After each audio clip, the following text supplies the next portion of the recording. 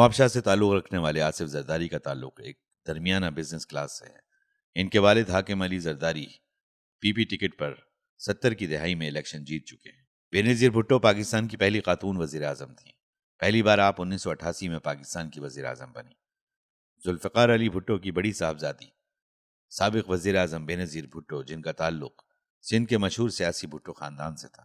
آصف زرداری اور بینظیر بھٹو کا رشتہ آصف زرداری کی والدہ ریمی بخاری اور بینظیر بھٹو کی والدہ نصرت بھٹو نے طے کیا۔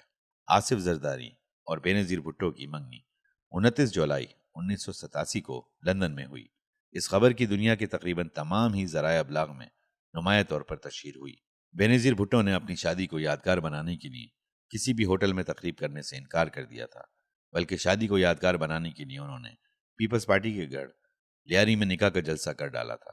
یہ پاکستان کی تاریخ کی انوکھی شادی تھی جب مستقبل کی وزیر اعظم منتخب ہونے والی سیاستدان خاتون نے نکاح کی تقریب بھی اپنی عوام کے درمیان منائی۔ بینظیر بھٹو کی شادی تاریخ ساز بن گئی اور اس کا نتیجہ یہ نکلا کہ 1988 کے انتخابات میں انہیں عوام کی بے پناہ تائید و حمایت حاصل ہوئی، جس کے نتیجے میں انہیں وزیر اعظم منتخب کرنا ناگزیر ہو گیا تھا۔